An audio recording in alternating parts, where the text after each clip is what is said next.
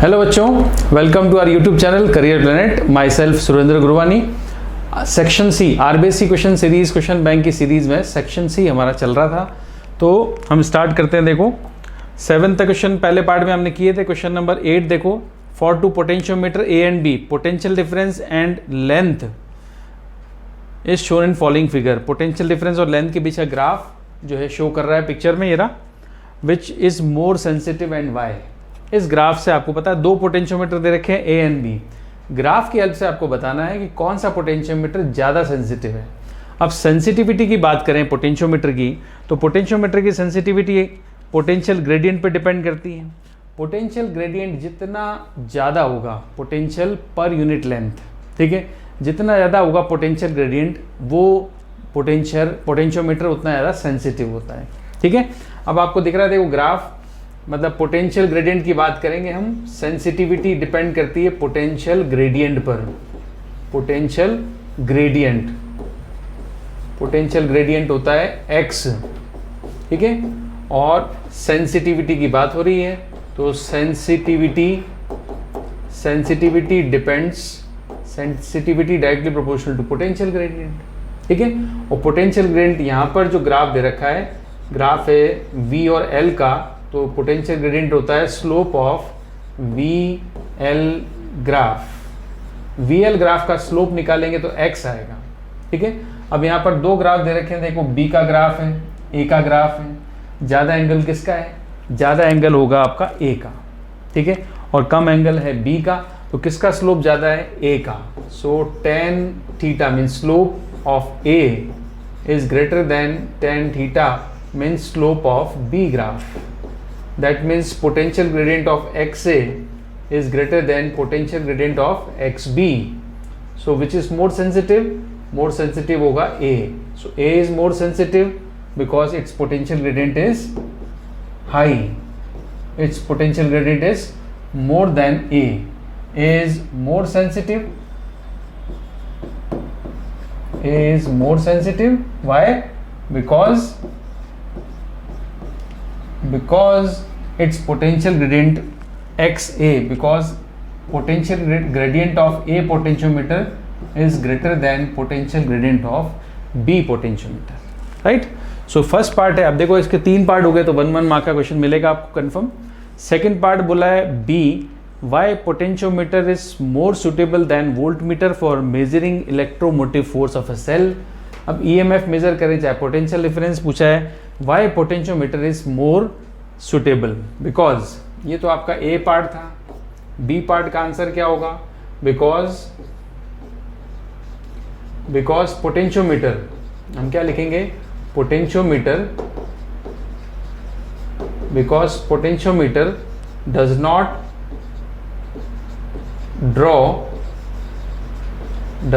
Draw any type of current.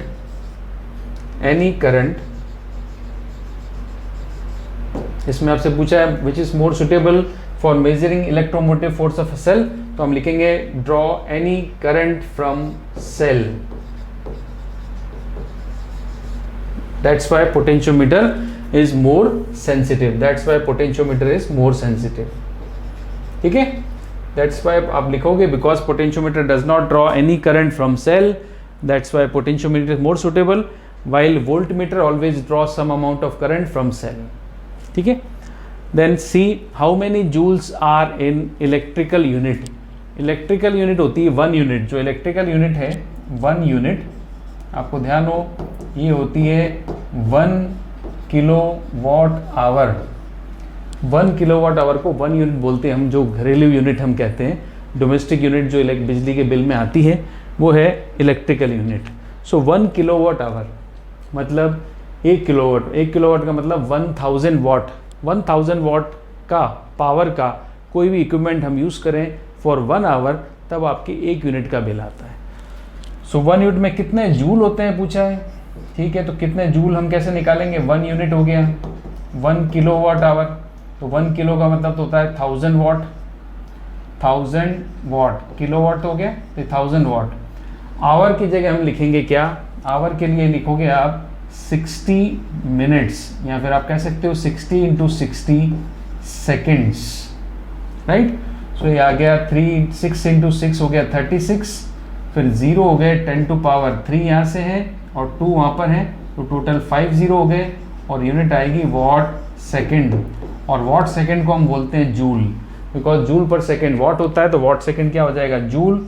So 1 unit equals to होगा 36 into 10 to power 5 joule. ठीक है, ये 1 marks के क्वेश्चन है। अब सेक्शन सी में इस तरह क्वेश्चन आते हैं, छोटे क्वेश्चन होंगे तो 1 मार्क्स दे देंगे, और एक थोड़ा सा बड़ा होगा वो 2 मार्क्स का, और थोड़ा बड़ा होगा तो एक ही क्वेश्चन होगा 3 मार्क्स का। सब तरह के क्वेश्चन आपको इसमें मिलेंगे। ठीक है, जैसे देखो ये वाला क्वेश्चन है, define the internal resistance of the cell. ये हमने लास्ट डिफाइन किया था, क्या होता है internal resistance of the cell, the hindrance offered by internal circuit और electrolyte of cell is called internal resistance of the cell. अब 9th में पहला डेफिनेशन आपको लिखनी है। अब आपसे इसमें क्या पूछा है, देखो 2 सेल्स हैं, EMF E1 E2 internal resistance R1 R2 respectively are combined in series, the external resistance of this combination is connected to R। तो हम डायग्राम बनाते हैं। देखो ये पहला सेल E1, ये इसका रेजिस्टेंस, ये दूसरा सेल E2, ये इसका रेजिस्टेंस, इन दोनों को कौन से कॉम्बिनेशन में कनेक्ट किया है, सीरीज में, और ये एक्सटर्नल रेजिस्टेंस एक R से कनेक्ट कर दिया गया है। ठीक है, तो पहला सेल E1, इसका रेजिस्टेंस R1, दूसरा सेल E2, इसका रेजिस्टेंस R2, दोनों को कनेक्ट कर दिया सीरीज में with the R resistance external R।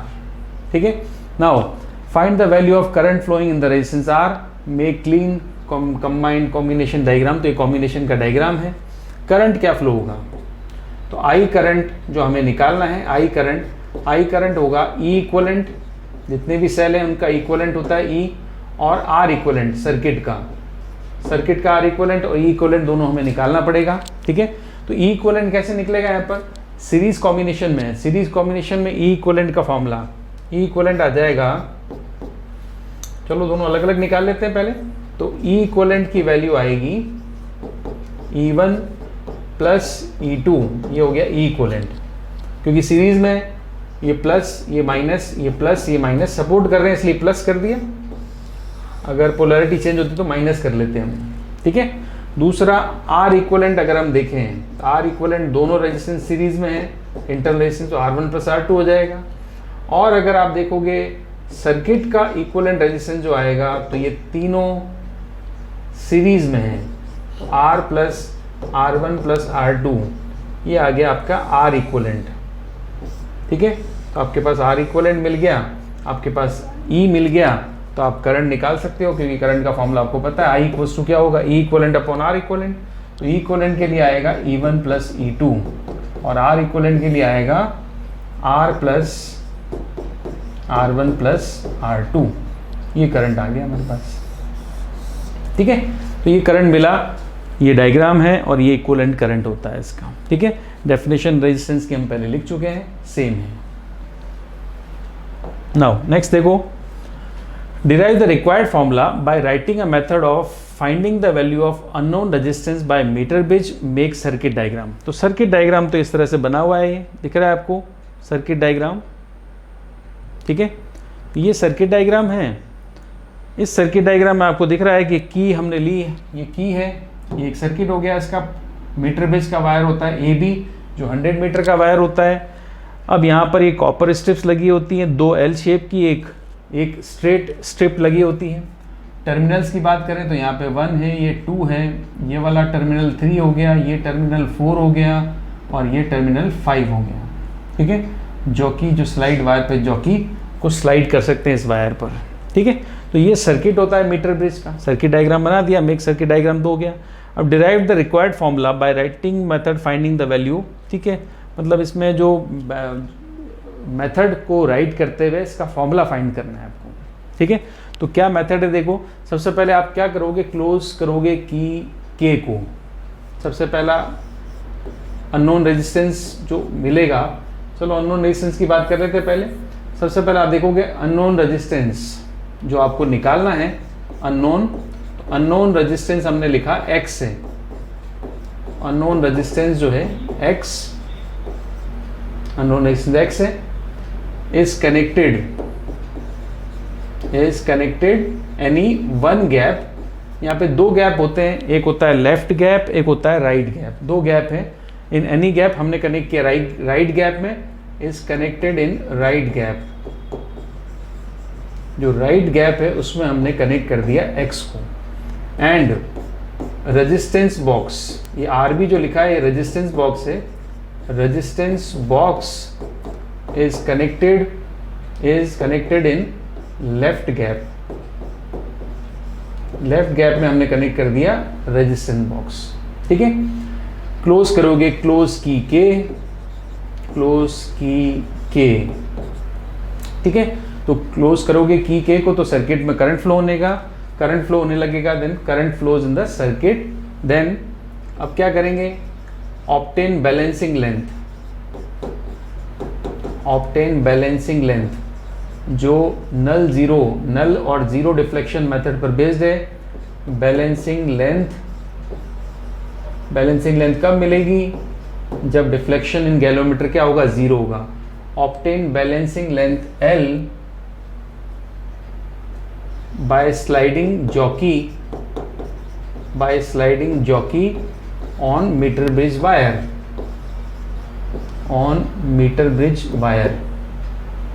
ठीक है, on metre bridge wire.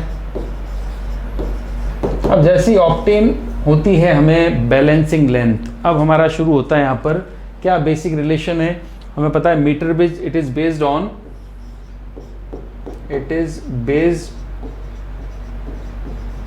Upon balanced Wheatstone bridge. It is based on balanced Wheatstone bridge. तो बैलेंस Wheatstone bridge पर बेस है, बैलेंस Wheatstone bridge, ठीक है। अब बैलेंस Wheatstone bridge पर base है, दैट मीन्स ये A to J हमारे पास जो लेंथ है, बैलेंसिंग लेंथ L, ये A to J तक की है। रिमेनिंग लेंथ क्या हो जाएगी, 100 माइनस L, ठीक है। A to J तक का रेजिस्टेंस में मान लेता हूँ P, और रिमेनिंग J to B का रेजिस्टेंस मान लेता हूँ Q, और रेजिस्टेंस बॉक्स का रेजिस्टेंस मान लेता हूँ R, ठीक है। जो हमें पता होता है R हमें सेलेक्ट करना होता है, क्योंकि बॉक्स पूरा हमारे पास है रेजिस्टेंस बॉक्स, तो रेजिस्टेंस बॉक्स का जो R हमें लेना है वो हम ले सकते हैं आराम से, ठीक है। तो बैलेंस Wheatstone ब्रिज में आपको पता है, सबसे पहले रेजिस्टेंस बॉक्स का रेजिस्टेंस R है, इसके नीचे जो AJ पार्ट का length A to J part है पोटेंशियल, इसका मीटर ब्रिज वायर का पार्ट A to J जिसकी लेंथ L है, और इस पार्ट का रेजिस्टेंस होगा P। So R upon P is a resistance of part AJ of metre bridge wire. Right side में रेजिस्टेंस है आपका अननोन X, डिवाइड करोगे आप यहाँ पर रिमेनिंग पार्ट का रेजिस्टेंस, रिमेनिंग पार्ट मतलब Q 100 माइनस L लेंथ का जो रेजिस्टेंस होगा वो Q है, ठीक है।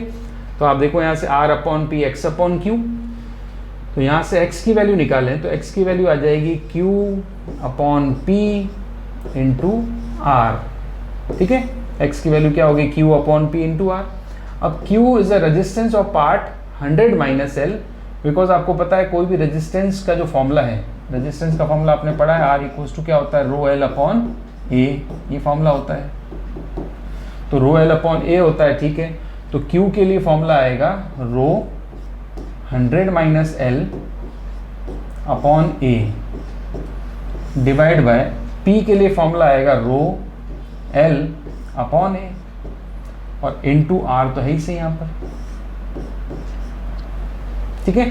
तो यहाँ से देखोगे ध्यान से, रो से रो कैंसिल होगा, A से A कैंसिल हो जाएगा, तो X के लिए फॉर्मूला बनेगा, लास्ट जो फॉर्मूला बचेगा वो आएगा 100 minus L upon L, 100 minus L upon L into R, ये X की वैल्यू है, ठीक है। इस फॉर्मूले, ये X का फॉर्मूला है अननोन रेजिस्टेंस का। इस फॉर्मूले को अगर ध्यान से देखो तो इसमें दो वैल्यूज मिसिंग है, एक तो L जो हमें मीटर ब्रिज की हेल्प से मिलती है, एक है R resistance of resistance box है, ये भी हमें पता होता है। L is called balancing length, तो बैलेंसिंग लेंथ L भी हमें पता है, ये बैलेंसिंग लेंथ। एक तो बैलेंसिंग लेंथ चाहिए, एक रेजिस्टेंस बॉक्स का रेजिस्टेंस चाहिए। इन दो वैल्यूज की हेल्प से आप क्या कर सकते हैं, अननोन रेजिस्टेंस निकाल सकते हैं, वो होता है X, ठीक है। नाउ नेक्स्ट देखो, Next, question number 11. If light enters from rarer to denser medium, what is the effect of its wavelength and frequency? Light enter कर रही है रेयर टू डेंस मीडियम, ठीक है. सपोज करें लाइट है, लाइट की रे एंटर करती है, ये रेयर मीडियम है और ये डेंसर मीडियम है. तो अगला अगर डेंसर मीडियम है तो लाइट की रे क्या होगी, टुवर्ड्स नॉर्मल बेंड हो जाएगी. ये लाइट बेंड हो गई, सीधी ना जाकर टुवर्ड्स लाइट बेंड हो गई, ठीक है. तो ये फर्स्ट मीडियम है, रेयर मीडियम है, इसको म्यू आर लिख दिया. ये डेंसर मीडियम है, ये म्यू डी लिख दिया. अब आपको पता है डेंसर मीडियम का रिफ्रैक्टिव इंडेक्स ज़्यादा होता है, डेंसर का मतलब रिफ्रैक्टिव इंडेक्स ज़्यादा होना है, ठीक है. अब जो फर्स्ट मीडियम है, फर्स्ट मीडियम इसमें लाइट की स्पीड v1 है, वेवलेंथ λ1 है और फ्रीक्वेंसी n1 है. इधर आ जाओ, सेकेंड मीडियम में लाइट की स्पीड v2 है, वेवलेंथ λ2 है और फ्रीक्वेंसी n2 है. अब यहाँ पर लाइट का रिफ्रैक्शन हुआ, light rare to dense medium enter करती है. हम बात करते हैं वेवलेंथ की क्या चेंज आएगा, फ्रीक्वेंसी में क्या चेंज आएगा. सबसे पहले हम बात करेंगे स्पीड में क्या चेंज आएगा, ठीक है. तो स्पीड जो होती है लाइट की स्पीड v इक्वल्स टू होता है c by mu. c is the light of speed in vacuum divide by mu. तो डेंस का म्यू ज़्यादा होता है, आपको पता है रिफ्रैक्टिव इंडेक्स डेंसर मीडियम का ज़्यादा है, तो स्पीड क्या होगी, डेफिनेटली कम होगी. तो ये जो v2 आपको मिला it is less than v1, dense medium में स्पीड कम हो जाएगी. ये रिलेशन है, v is inversely proportional to mu, ठीक है. तो वेलोसिटी कम हो जाएगी. बट वेलोसिटी की हमसे नहीं पूछी, हमसे पूछा है वेवलेंथ और फ्रीक्वेंसी. तो फ्रीक्वेंसी का आपको पता होना चाहिए कि जब भी लाइट का रिफ्रैक्शन होता है या लाइट अपना जो मीडियम होता है सराउंडिंग वो चेंज करती है, या लाइट एक मीडियम से दूसरे मीडियम में एंटर करती है, तो उसकी फ्रीक्वेंसी कभी भी चेंज नहीं होती, ठीक है. तो इन रिफ्लेक्शन और refraction frequency remains constant. Frequency क्या होती है, फ्रीक्वेंसी हमेशा कांस्टेंट रहेगी, रिमेन्स कांस्टेंट, मतलब फ्रीक्वेंसी कभी नहीं बदलती, यूँ कह सकते हैं, ठीक है. तो फ्रीक्वेंसी हमने लिखी किससे, n से, तो n remains constant. n equals to हमने कर दिया कांस्टेंट.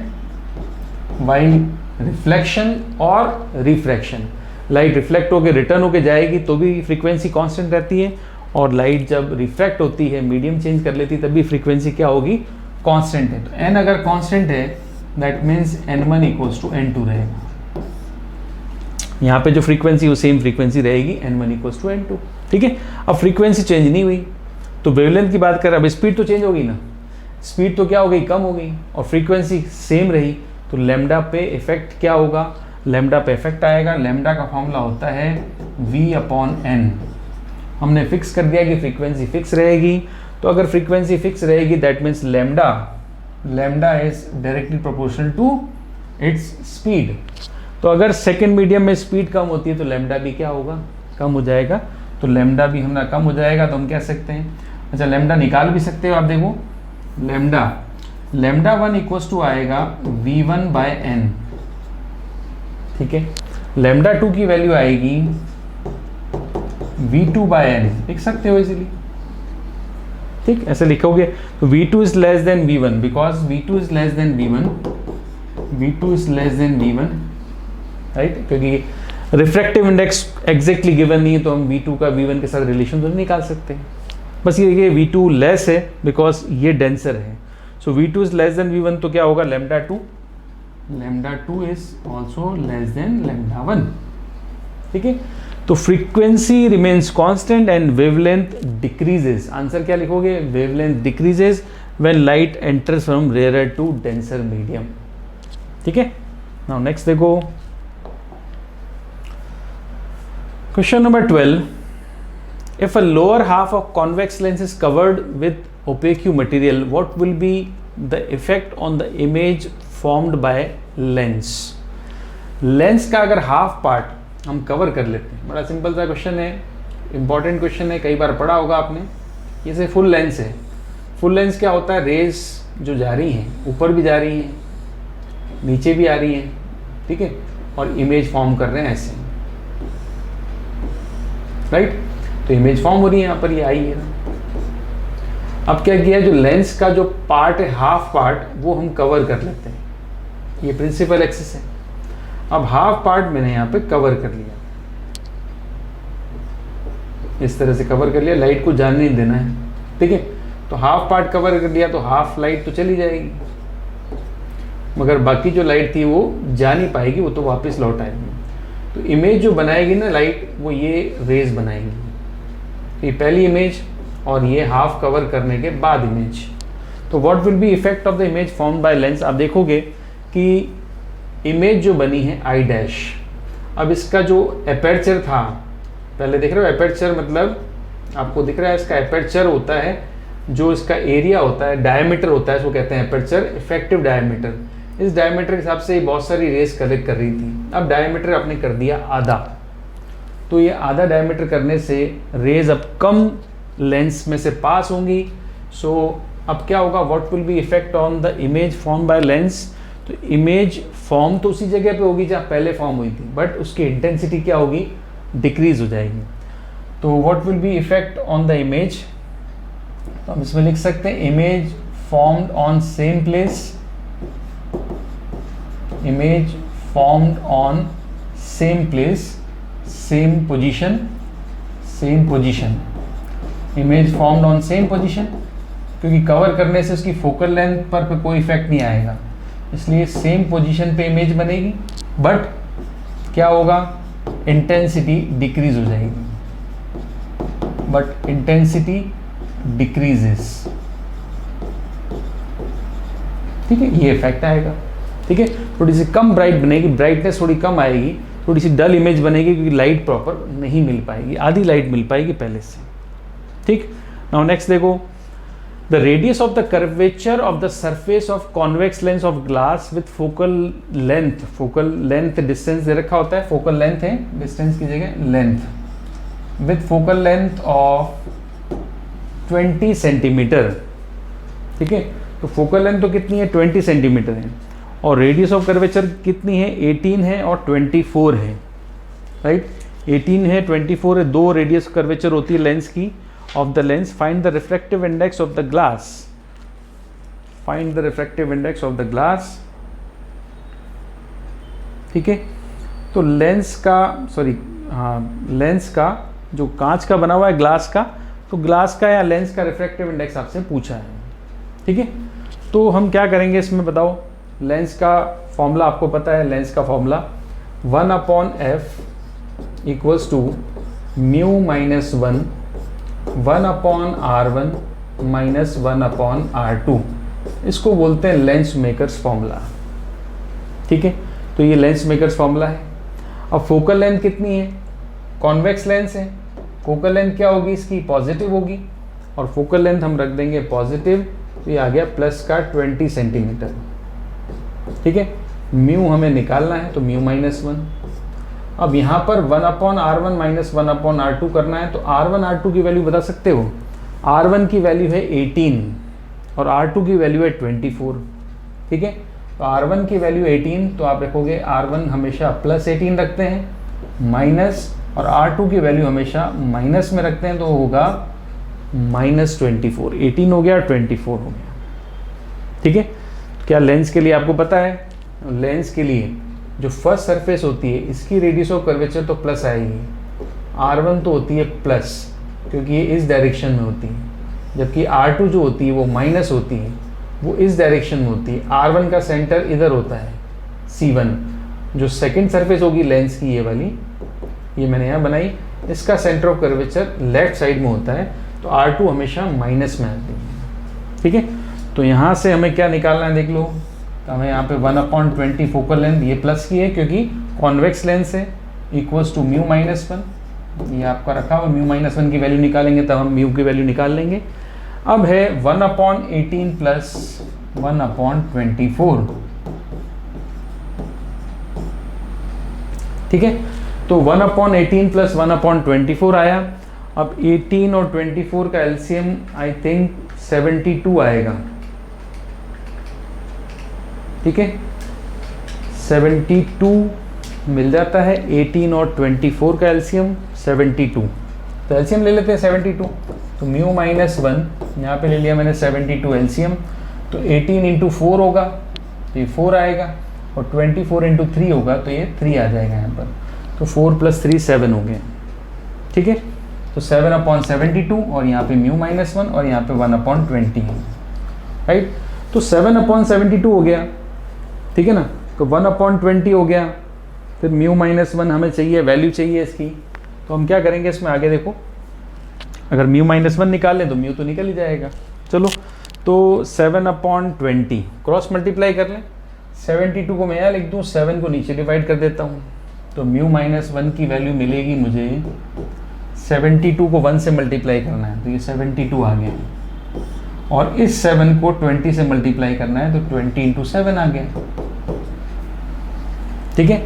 अब 72 में 7 तो डिवाइड, 7 को हम डिवाइड करेंगे तो 72 ओवरऑल डिवाइड कर लेते हैं, 72 डिवाइड बाय 140, 72 डिवाइड बाय 140 आएगा 0.5, तो म्यू -1 इक्वल्स टू 0.51, ठीक है। तो म्यू की वैल्यू क्या आ जाएगी, म्यू आ जाएगा 1.51, बिकॉज आपको पता है वैसे भी ग्लास का रिफ्रैक्टिव इंडेक्स कितना होता है 1.5, तो अप्रॉक्स वैल्यू लानी होती, तो ग्लास का पूछ लिया इंडेक्स तो 1.5 भी होता है, पता है हमें आंसर उसके आसपास ही मिलेगा, वाटर होता तो 1.33 होता ही है, तो ये इसका आंसर है, म्यू इक्वल्स टू 1.51, ठीक है। नाउ नेक्स्ट देखो, अगला क्वेश्चन नंबर 13 में पूछा है, draw the nominated ray diagram of refracting telescope. ये रिफ्रैक्टिंग है, रिफ्रैक्टिंग टेलीस्कोप,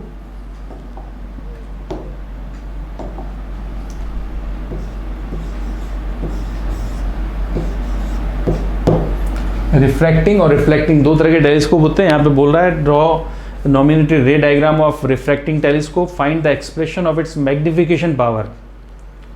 मैग्निफिकेशन पावर का एक्सप्रेशन लिखना है आपको। Write two shortcomings of refractive या refracting telescope compare to reflecting telescope. Refracting telescope में क्या कमियां होती है टेलीस्कोप से, रिफ्लेक्टिंग से, वो भी आपसे पूछी है, ठीक है। तो रे डायग्राम बनाना है किसका, टेलीस्कोप का, उसकी मैग्निफिकेशन पावर लिखनी है। अलग अलग टेलीस्कोप के मतलब अलग अलग क्वेश्चंस में इसको आपको यूज़ किया गया है। क्वेश्चन बैंक में टेलीस्कोप को लेकर अच्छे क्वेश्चन, मतलब 2 या 3 क्वेश्चन दे रखे हैं आपसे, किसी में डायग्राम बनाया, किसी में कंस्ट्रक्शन, किसी में वर्किंग कैसे पूछा है। तो मैंने सारा एक ही क्वेश्चन में आपको बताना है, सारा यहीं से कंप्लीट कर रहे हैं अपन के। और टेलीस्कोप क्या होता है, उसका कंस्ट्रक्शन क्या होता है, वर्किंग क्या होती है, मैग्निफिकेशन पावर क्या होती है, इसके मैग्निफिकेशन पावर कैसे निकालते हैं, सब पढ़ रहे हैं हम। और शॉर्टकमिंग्स पढ़ लेंगे रिफ्रैक्टिव टेलीस्कोप, रिफ्रैक्टिंग टेलीस्कोप की में कमियां क्या होती है, क्यों हुआ अच्छा नहीं है किससे, रिफ्लेक्टिंग टेलीस्कोप से, क्या कमियां हैं वो डिस्कस करेंगे। तो हम स्टार्ट करते हैं। देखो रिफ्रैक्टिंग टाइप टेलीस्कोप है, तो कंस्ट्रक्शन में आपको बताया इसमें 2 लेंसेज होते हैं। कंपाउंड माइक्रोस्कोप में 2 लेंस है, टेलीस्कोप में 2 लेंस है। 1 lens which of large aperture and focal length remain towards object. जो लेंस, इसमें एक लेंस होगा जो ऑब्जेक्ट की तरफ होगा वो बड़ा होगा, ठीक है। और इसको ऑब्जेक्टिव लेंस या फील्ड लेंस भी कहते हैं। डायग्राम आप देखो, ये लेंस बड़ा होता है, वो लेंस छोटा होता है। ये ऑब्जेक्टिव लेंस है, वो आईपीस लेंस है, ठीक है। डायग्राम पे हम आते हैं आगे भी। सबसे पहले और देख लो उसमें, the other lens which is of short focal length, छोटा लेंस है, एपर्चर भी स्मॉल है, टूवर्ड्स आई की तरफ रहता है, इज कॉल्ड आई लेंस। तो 2 लेंस हो गए, ऑब्जेक्टिव और एक आई पीस लेंस, ठीक है। Both the lens are fixed at both ends of telescope, ठीक है। अब देखो डायग्राम इसका, डायग्राम इस तरह से आएगा। एक तो ऑब्जेक्टिव लेंस हो गया आपका, ऑब्जेक्टिव लेंस ये रहा, आई पीस लेंस हो रहा, ठीक है। ऑब्जेक्टिव लेंस और आई पीस लेंस है। अब देखो डिस्टेंट टेलीस्कोप आपको पता है किस काम आता है, डिस्टेंट ऑब्जेक्ट के काम आता है। तो डिस्टेंट ऑब्जेक्ट से आने वाली रेस कैसी होगी, डिस्टेंट ऑब्जेक्ट से आने वाली रेस कैसी होती है, पैरेलल होती है। तो ये पैरेलल रेस आ रही है देखो, ठीक है। तो पैरेलल रेस कहाँ मिलेंगी, ये ऑब्जेक्टिव टेलीस्कोप इन रेस को कलेक्ट करेगा और फोकस पर, ये आपका फोकस हो गया किसका, ऑब्जेक्टिव लेंस का। एफओ क्या है, इसकी फोकल लेंथ है। तो यूओ का होगा, यूओ क्या होगा, इनफाइनाइट होगा, क्योंकि ऑब्जेक्ट तो इनफाइनाइट पे। इमेज का बनेगी फोकस पर। तो ये जो वीओ है किसकी वैल्यू होगी, वीओ की वैल्यू क्या हो जाएगी, एफओ, ठीक है। तो ऑब्जेक्ट तो है इनफाइनाइट पर, सबसे पहले ऑब्जेक्ट लेंस इसकी इमेज बनाएगा फोकस पर, which is inverted, right. This inverted image, अब ये जो इमेज आएगी आपकी ए डैश बी डैश, ये इमेज है। ऑब्जेक्ट का इनफाइनाइट पता नहीं है, but A dash B dash इसकी इमेज होती है, ठीक है। ये जो इमेज है इसको इंटरमीडिएट इमेज कहते हैं। This image behaves like an object for eyepiece lens. ये इमेज इस आईपीस लेंस के लिए ऑब्जेक्ट की तरह काम करेगी। तो यहाँ से भी दो रेज निकालेंगे अपन। फर्स्ट रे ये रही, फर्स्ट रे ये वाली है, ये यहाँ से टर्न होकर आईज में एंटर करेगी ऐसे, और दूसरी रे ऑप्टिकल सेंटर से जो पास होती है इस तरह से, ठीक है। इन दोनों रे, इसको मैं पीछे ड्रॉ करूंगा तो ये ऐसे आ रही है पीछे की तरफ, देखो, ठीक है। इसको भी पीछे ड्रॉ करेंगे तो ये भी ऐसे आ रही है,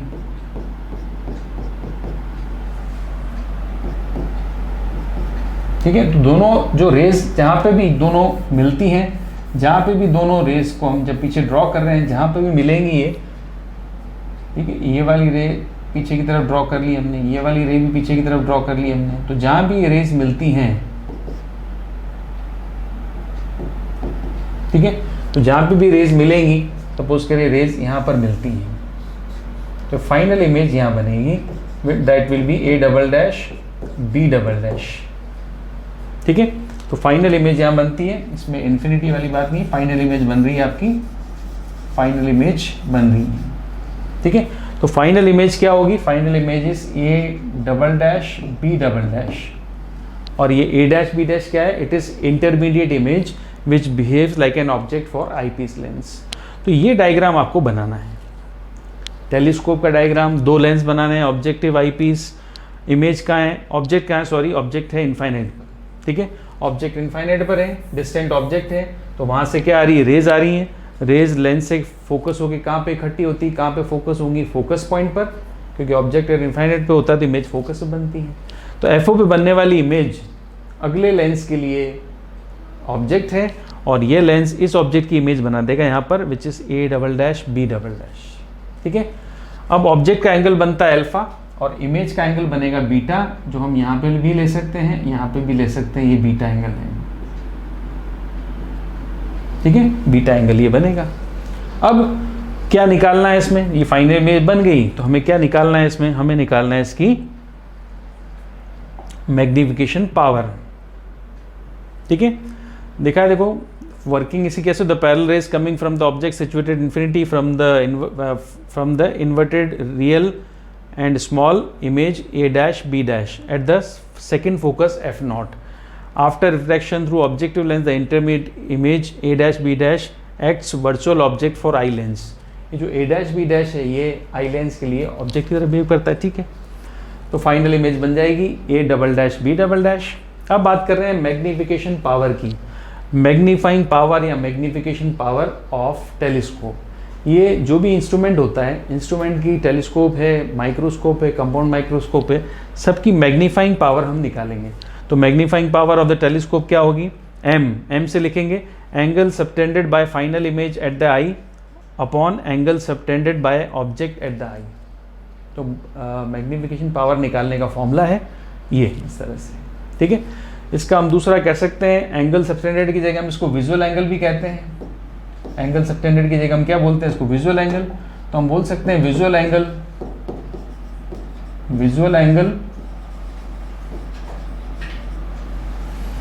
फाइनल इमेज का विजुअल एंगल। तो इमेज हमेशा कौन बनाएगा? इंस्ट्रूमेंट। तो विजुअल एंगल हम कह सकते हैं यहाँ पर with instrument, visual angle with instrument,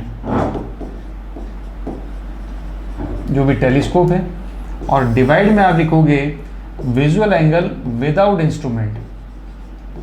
visual angle without instrument मतलब ऑब्जेक्ट की बात हो गई, विदाउट इंस्ट्रूमेंट। तो मैग्निफिकेशन पावर के दो फॉर्मूले हैं, दोनों में से आप कुछ भी डिफाइन दो तरह से कर सकते हैं, हम दोनों में से आप कोई भी यूज करो, बात एक ही है।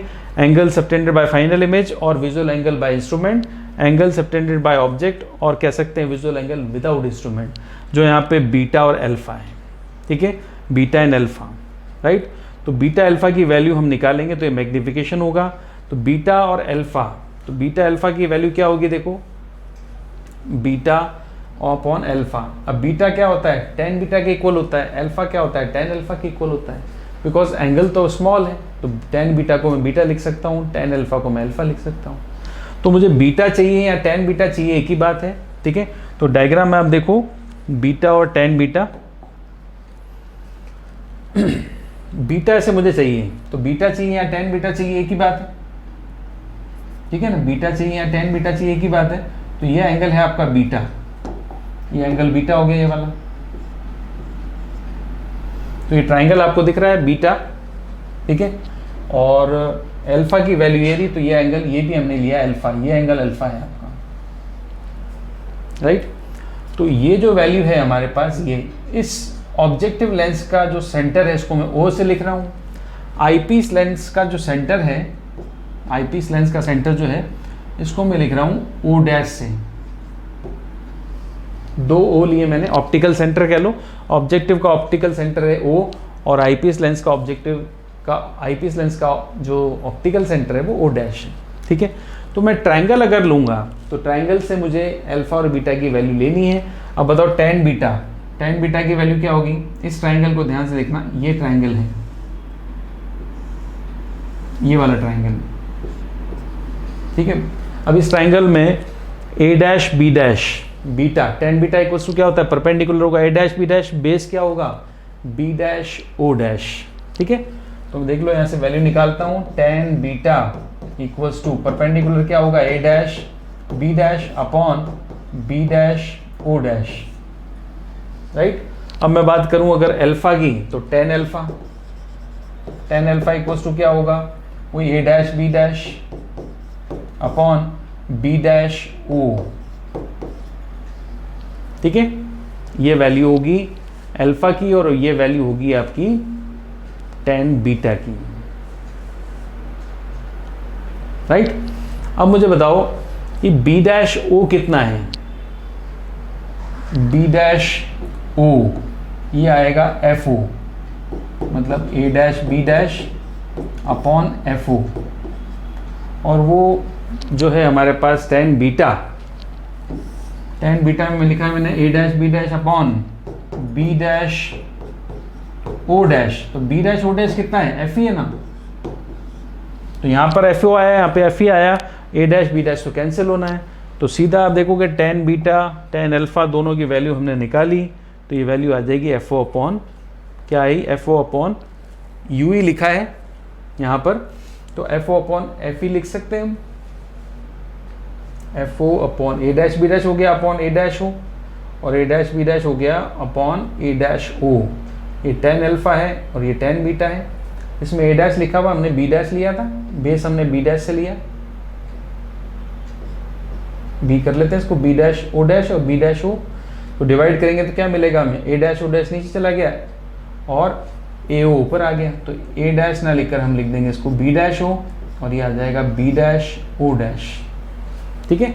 ऐसे लिखा हुआ है जो हमने लिखा b dash o upon b dash o dash, right. आपने देखा, देखो ये रहा b डैश o और ये है b डैश o डैश, तो b डैश o की वैल्यू FO और b डैश o डैश की वैल्यू FE होती है, तो ये दोनों वैल्यू पुट कर देता हूँ मैं, देखो b डैश o की वैल्यू थी FO, ठीक है, और यहाँ पर ये जो हमने b डैश o डैश की वैल्यू ली है, इस वैल्यू को हम लेंगे यहाँ पर, ये बिकॉज ये ऑब्जेक्ट है किसके लिए, आईपीस लेंस के लिए, तो ये डिस्टेंस क्या होती है, UE होती है, ये डिस्टेंस क्या होगी, UE। आप FE ना लें, आप क्या लोगे, UE लेंगे, क्योंकि ऑब्जेक्ट की डिस्टेंस वो किससे लिखा जाता है, UE से, और ये इस तरफ है, माइनस साइड में है, तो हम क्या लेंगे इसकी वैल्यू माइनस UE। ये आया b डैश o डैश की वैल्यू देख रहे हो आप, तो b डैश o डैश की वैल्यू हम पुट कर देंगे माइनस UE, ठीक है। UE हम ले रहे हैं ऑब्जेक्ट की डिस्टेंस बाय आईपीस लेंस, तो ये आ जाएगा b dash o dash, because a dash b dash behaves like an object, तो ये रख दिया माइनस UE। अब tan अल्फा tan बीटा दोनों की वैल्यू आ गई, तो tan beta upon tan alpha अगर हम निकालते हैं इस तरह से आ जाएगा, देखो tan beta upon tan alpha निकाला, b डैश o होगा FO और b डैश o डैश होगा माइनस का UE, ठीक है। तो ये मैग्निफिकेशन पावर का फॉर्मूला है, ये मैग्निफिकेशन पावर का फॉर्मूला है minus FO upon UE, minus FO upon UE, ठीक है। तो ये था टेलीस्कोप, टेलीस्कोप के लिए मैग्निफिकेशन पावर का एक्सप्रेशन के लिए बोला था आपसे। देखेंगे आप ध्यान से क्या क्या पूछा था आपसे, आपसे पूछा था ड्रॉ द रे diagram of refracting telescope, find the expression of इस मैग्निफिकेशन पावर, कर लिया, राइट। Two shortcomings. और अच्छा ये देखो अब ये वाला पार्ट इसका, रिफ्रैक्टिंग टेलीस्कोप और रिफ्लेक्टिंग, रिफ्लेक्ट किस में होता है, मिरर में, रिफ्रैक्शन किस में होगा, ये होगा लेंस में। तो लेंस और मिरर, अगर लेंस की जगह हम मिरर काम में लें तो रिफ्लेक्टिंग टेलीस्कोप बनता है, जिसे कैसेग्रेन टेलीस्कोप भी कहते हैं। तो शॉर्टकमिंग्स की अगर बात करें तो क्या क्या शॉर्टकमिंग्स होती हैं, देखो इसमें,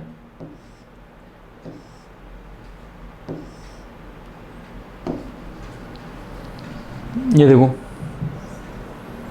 शॉर्टकमिंग्स की बात करें तो पहला, objective lens, since the objective lens the mirror hence there is no chromatic aberration. इसमें आप देखो जो टेलीस्कोप, रिफ्लेक्टिंग टेलीस्कोप जो हम काम में ले रहे हैं, इस रिफ्लेक्टिंग टेलीस्कोप में ऑब्जेक्टिव लेंस की जगह पर हम क्या लेते हैं, मिरर, तो उसमें क्रोमेटिक एबिरेशन नहीं होता। दो तरह की प्रॉब्लम्स कह सकते हो, दो तरह के डिफेक्ट्स कह सकते हैं जो लेंस में होते हैं। एक तो होता है क्रोमेटिक एबिरेशन, एक होता है spherical aberration. Chromatic aberration, spherical aberration दोनों डिफेक्ट्स हैं, प्रॉब्लम्स हैं लेंस जब आप यूज़ करते हो तो, ठीक है। किसी में इमेज ब्लर होती है, किसी में कलर अलग अलग बनते हैं, तो ये एबिरेशन कहते हैं। तो मिरर अगर आप यूज़ करोगे तो दोनों एबिरेशन नहीं होंगे। तो आप ध्यान रखना, लेंस में दो तरह के एबिरेशन होते हैं, क्रोमेटिक और स्फेरिकल। तो मिरर काम में लेते हैं तो क्रोमेटिक तो होता ही नहीं है। मिरर अगर पैराबोलिक काम में लोगे तो स्फेरिकल भी नहीं होगा। Then intensity of image form by reflective telescope is greater than form by refracting. अगर लेंस रिफ्रैक्शन जो इमेज बनती है उससे ज़्यादा अच्छी इमेज, ज़्यादा इंटेंसिव इमेज किस में बनती है, रिफ्लेक्शन से। इसलिए कमी हो गई है कि रिफ्लेक्टिंग टेलीस्कोप में इमेज ज़्यादा शार्प बनेगी। Then grinding and polishing is to be done only one surface of mirror. जो ग्राइंडिंग पॉलिशिंग का खर्चा है वो भी बच जाता है, क्योंकि मिरर की एक सरफेस में कर ली है, लेंस में दोनों सरफेस में करनी पड़ती है। नेक्स्ट देखो, more resolving power can be obtain by using concave mirror of greater aperture. Mirror हम यूज़ करें, उसकी एपर्चर बढ़ा के हम रिजॉल्विंग पावर भी बढ़ा सकते हैं।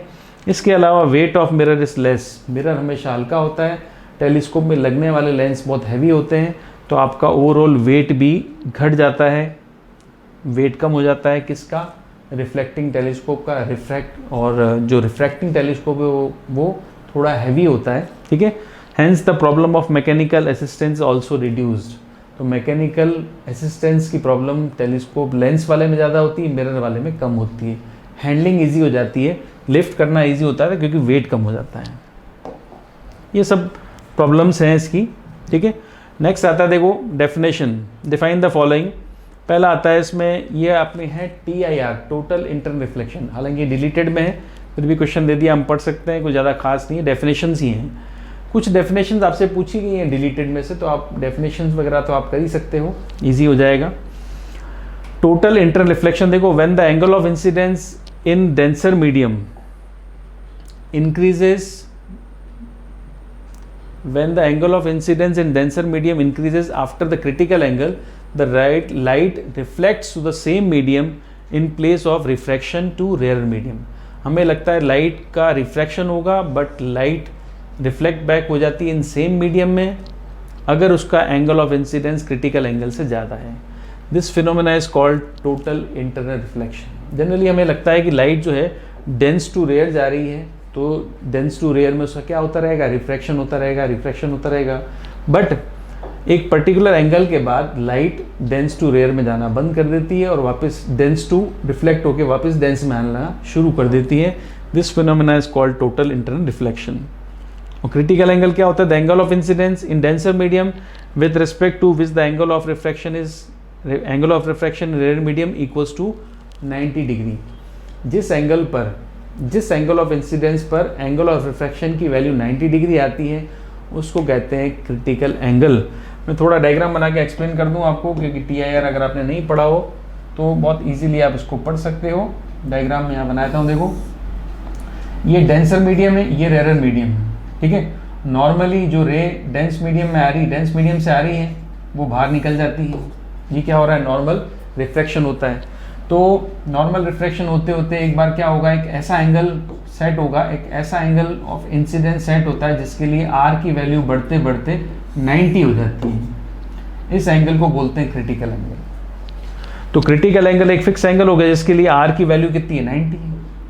अगर आप क्रिटिकल एंगल से कम एंगल लाओगे तो आर भी 90 से कम होगा, तो नेक्स्ट मीडियम में लाइट ट्रैवल हो जाएगी, नेक्स्ट ट्रांसमिट हो जाएगी।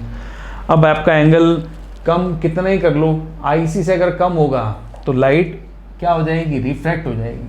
अगर एंगल ऑफ इंसिडेंस आईसी मतलब क्रिटिकल एंगल से कम है तो लाइट का रिफ्रैक्शन हो रहा है। क्रिटिकल एंगल पर लाइट क्रिटिकल कंडीशन में आ गई, लाइट रिफ्रैक्ट होने के बाद सरफेस पे है, ना तो रिफ्रैक्ट हुई है ना रिफ्लेक्ट हुई है। अब आईसी के बाद नेक्स्ट एंगल पे लाइट स्ट्राइक करती है और आईसी से जैसे एंगल बढ़ेगा तो आर का एंगल भी बढ़ेगा। आर एंगल बढ़ते ही लाइट सेम मीडियम में रिफ्लेक्ट बैक हो जाती है। This phenomena is called total internal reflection, और ये एंगल क्रिटिकल एंगल होता है। ठीक है, मैंने आपको समझा दिया, थोड़ा सा आइडिया मैंने दे दिया। लाइट अगर डेंस के मीडियम में, डेंस मीडियम में रहती है तो उसको TIR कहते हैं। ठीक है, TIR कब होगा, जब एंगल ऑफ इंसिडेंस क्रिटिकल से ज़्यादा होगा। नेक्स्ट देखो, 3 डेफिनेशन पूछी है, 1, 1, 1। थर्ड में पूछा है रिफ्रैक्टिव इंडेक्स। तो रिफ्रैक्टिव इंडेक्स क्या होता है, हमने देखा रिफ्रैक्टिव इंडेक्स को हम म्यू से लिखते हैं और म्यू की वैल्यू आती है C/V, या हम कह सकते हैं V की जो वैल्यू आती है वो होती है C/μ। ठीक है, तो अगर म्यू की बात करूंगा मैं तो म्यू इक्वल्स टू क्या होगा, C/V। सो रिफ्रैक्टिव इंडेक्स क्या होगा, इट इज डिफाइंड एज